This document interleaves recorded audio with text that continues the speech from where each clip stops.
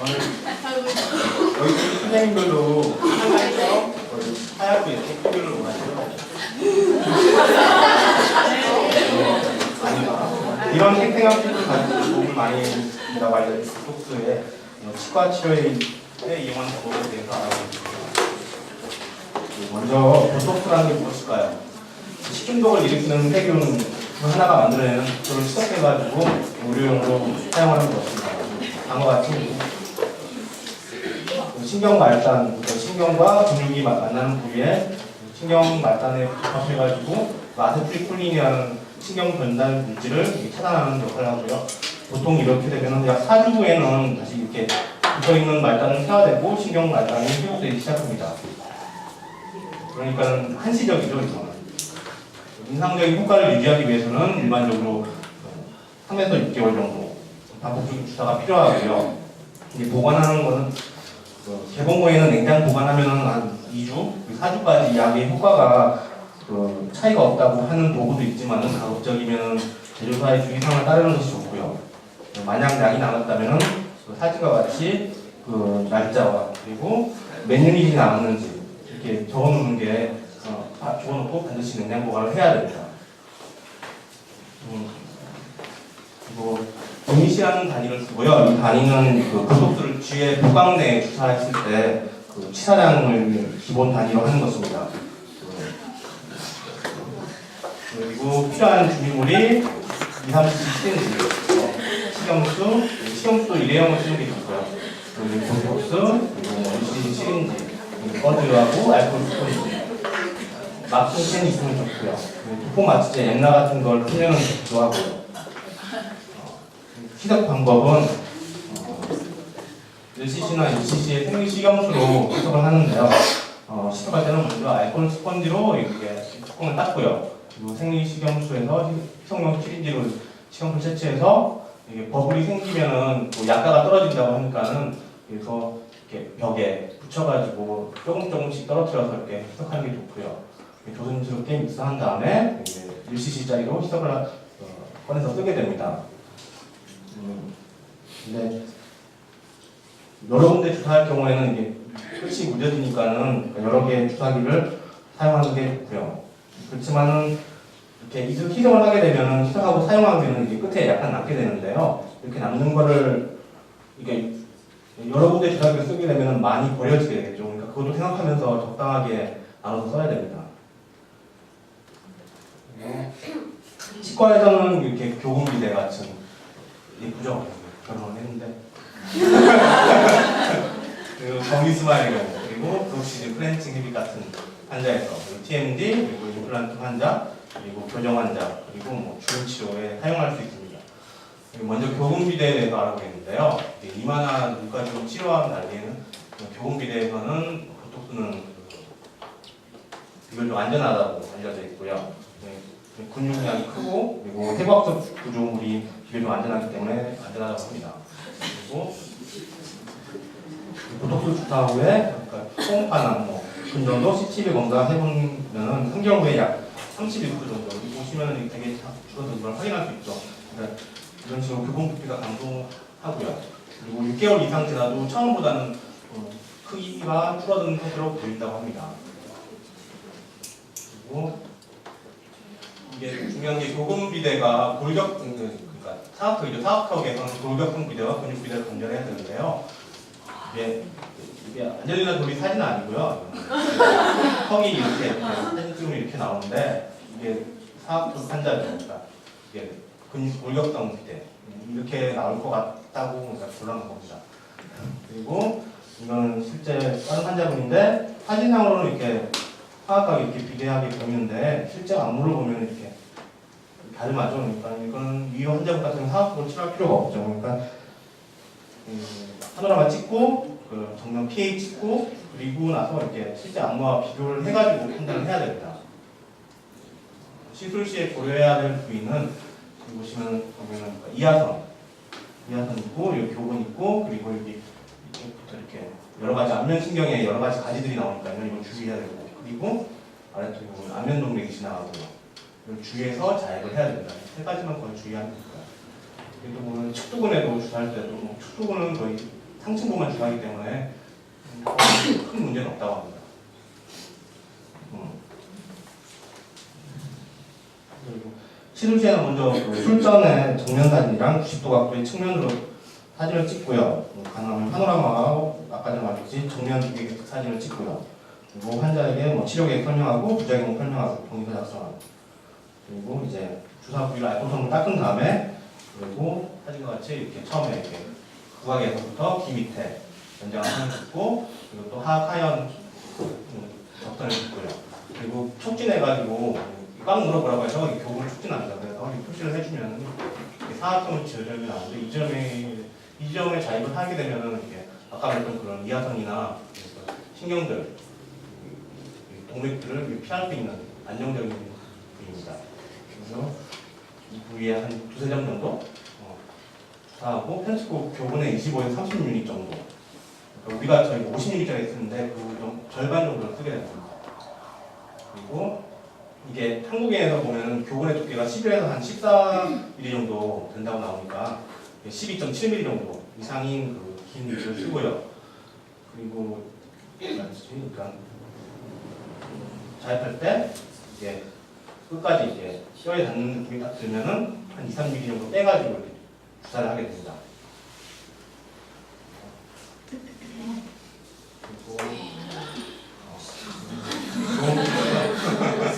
여러분들이 다 될 수 있어요.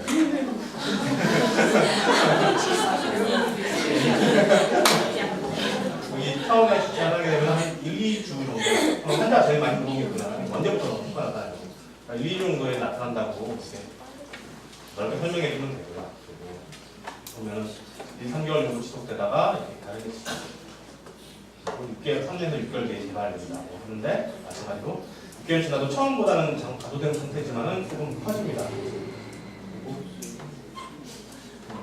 그러니까 추가적으로 주사를 하게 되겠죠. 부작용은 대상적인 약하게 되겠죠. 근육이 약하니까 혈종도 변화할 수 있고요. 볼이 패이기도 하고 미각도 떨어질 수 있답니다. 구강 변성이 나타날 수도 있고요. 두통, 그다음 이게 다 근데 부작용들이 어차피 보톡스라는 게 가역적인 거라고요. 일시적으로 보통 한 2주, 뭐 길면 한 달 정도 되면 돌아온다는 보고가 있습니다. 이제 거미스마일 부대칭 입술에 대해서 사용하는 것인데요.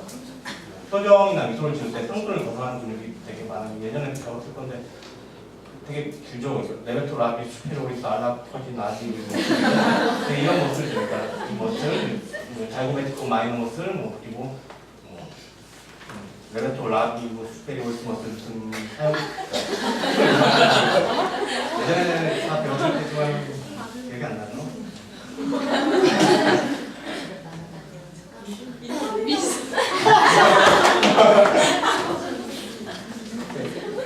웃을 때 한쪽 입술은 올라가고 뭐 반대쪽이 낮게 올라가는 경우에는 그러니까 반대측에 그러니까 높게 올라가는 쪽에 보톡스를 주사할 수 있고요. 거미수마일 같이 높게 올라가는 경우에는 그래도 사용할 수 있겠죠. 그러니까 이게 이상적인 형태인데요. 보면은 그 하연이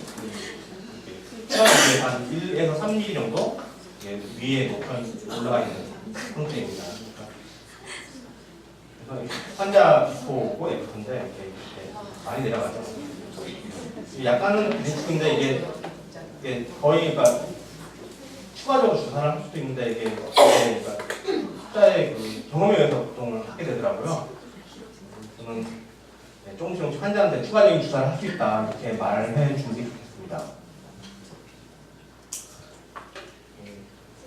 위치는 한국에서 콧방울의 최대 풍륜부에서 그러니까 콧방울의 최대 풍륜부에서 약 1cm 정도 떨어진 곳에 이 세 가지 근육들이 존재할 수 있으니까는 여기 검지손가락을 넣고 떨어진 부위 여기에 자입을 하면 되겠습니다.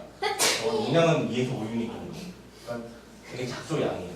보통 턱에 넣는 거는 한 25유닛 정도 넣는데 되게 작은 양을 넣고요. 그리고 다른 책에서 보면은 여기 비순구에서 약간 위쪽에 존재한다니까 그 정도 부위에 조사하면 좋겠다고 하고 있습니다. 그리고 보면은 2주 이내에 효과가 나타나고요. 보통은 3개월 이상 지속되고 그리고 필요에 따라서 3차례 또 여기 마찬가지로 재조사 가능성이 있다. 그런 거죠. 축두화학 장애에서 사용하는데 TMD에서 사용할 수 있는데 이게 그 TMD 원인으로 미국 구강암면 통증학계에서는 다음과 같이 4가지 원인 요소를 분류하고 있습니다. 외상이나 뭐 해부학적 요소, 정책 심리적 요소, 심리사회적 요소, 우울증 같은 거. 현재는 그 심리사회적 요소가 크게 작용할 것으로 보고 있다고 합니다. 스트레스를 많이 받지 않게 해야겠죠. 턱관절 환자 중에서는 사용할 수 있는 게 브룩시즘, 클렌칭, 그리고 이렇게 근긴장 이상, 근막 통증, 대구 제한, 과운동이 있을 환자에서 쓰면은 또 유용하게 쓸 수 있다고 합니다. 거의 근육에 관계된 문제죠.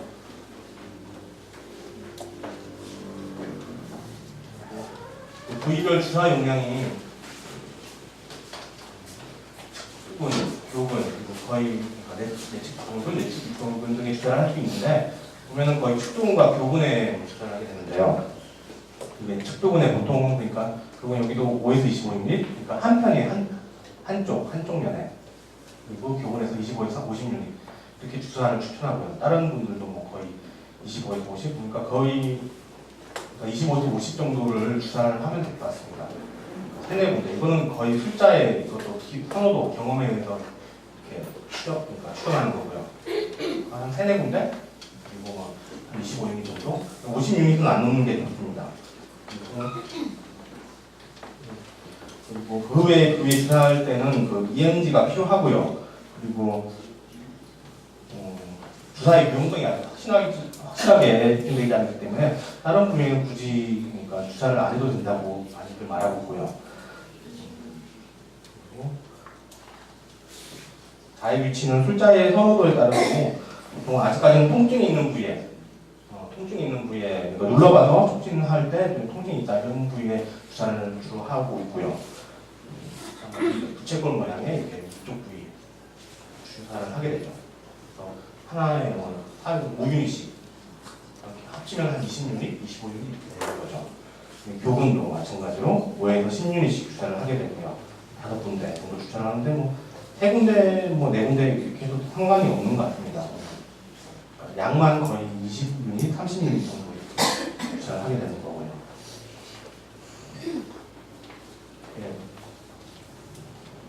브룩시즘, 그러니까 이가리는 지속적이지 않고요. 단연적이기 때문에 환자가 모르는 경우도 많고 수십 년간 생활해온 부분을 모르는 경우가 많습니다.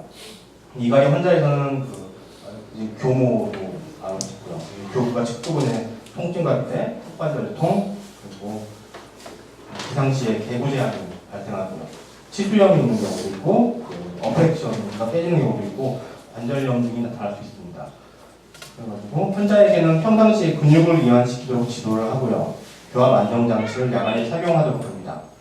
교합 안정장치는 교모나 치아파절 등을 예방하는 데 효과가 있고요. 하지만 장치를 장착하는 동안에는 교근의 근전도가 많이 감소하지만은 장치를 제거한 후에는 바로 근전도가 증가하기 때문에 장치 자체가 이가리를 없앨 수는 없는 것으로 판단되고 있습니다. 이에 따라서 보톡스를 복용한다면 좋은 효과를 볼 수 있을 것으로 판단되고 있습니다. 빨리.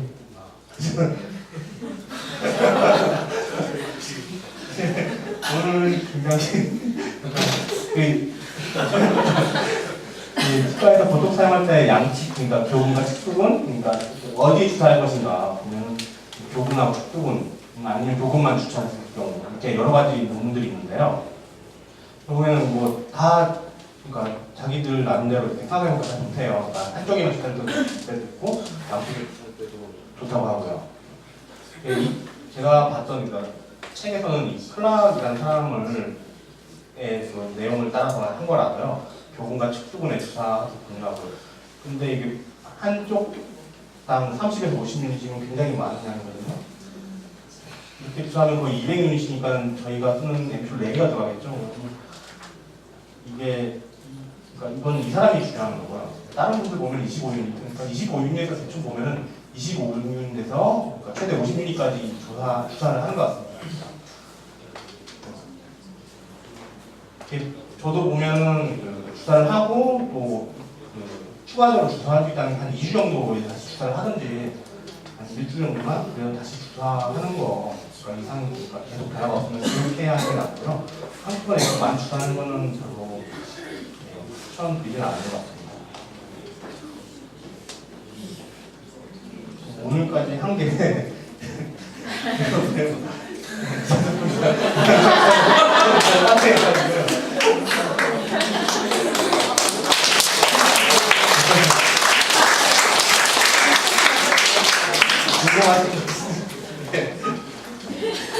아까 TMJ 할 때 조분해 놓는 거랑 사각턱이랑 조분해 놓는 거랑 위치가 틀린데 위쪽에 놓을 때는 더 안면 신경이라든지 조심해야 될 부위가 있지 않을까요? 예, 그래서 제가 봤을 때 굳이 여기까지, 그러니까 이 스발츠라는 사람이 주장한 거라서요. 그러니까 굳이 여기까지 올려서 놓기는 좀 너무 위험한 것 같고요. 왜냐하면 이 안면신경들이 나오는 가지들이 되게 밀접하게 있잖아요. 여기 이하선에 들어가면 좀 문제가 크잖아요. 그래서 여기까지는 올리지 않고 아까 전에 말씀드렸다시피 귀 밑에서 이렇게 부각부의 그런 선이랑 이렇게 꺼가지고 요 하반부에만 주사를 해도 충분히 효과가 있다고 생각합니다.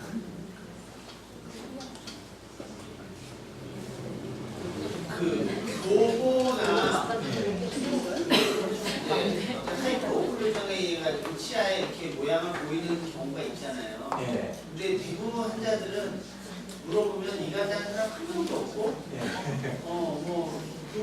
다 그걸 모른다 그래요. 모른다 그러는데 구강내에는 분명히 흔적이 남아있거든요. 예. 그래서 사실 저렇게 적용해야 되는 사람들이 굉장히 많은 것 같은데. 디텍트할 수 있는 혹은 설득할 수 있는 방법이 없을까?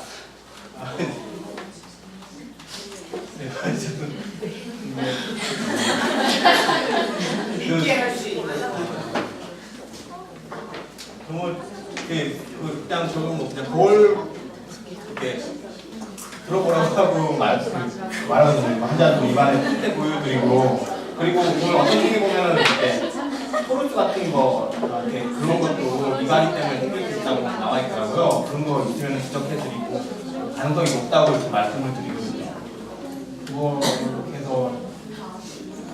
받아들이면 좋고 안 받아들이는 분도 있는데요. 그건 앞으로 생각을 해봐야죠. 또 이게 저자감이 세면 사각형이면 저자감이 세고 그다음에 근육이 강하면 사각형이 더 또 이렇게 더 심해지는 패턴이 되겠죠. 예, 그게 뭐 어차피 저희가 여기 배울 때 그런 얘기잖아요. 근육 때문에 그 뼈가 자란다고 그렇게 뭐 교정 시간에 그렇게 그렇듯이 마찬가지로 근육이 발달하면서 당겨지니까는 또 다시 화학의 뼈 자체도 같이 성장을 하게 되고요. 보톡스도 가능하죠. 그때 맞아야 되겠네. 이제 젊을 때 맞으면 예, 좋을 것 같습니다. 예, 더 이상 늘어나고 줄일 수 있어요.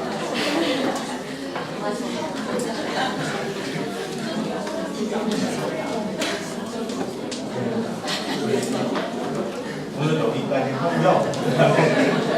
혹시 하나 더 예. 혹시나 이제 보톡스를 놨을 때 부작용이라고 생각하는 이하선을 끊어주는데 해독제가 있나요? 아니요, 저희 보면 그냥 시간이 지나면서 해소된다고만 합니다. 예. 즉석에서 다른 뭐 해독제를 주사할 수 있는 게 있는지 혹시 찾아서 다음에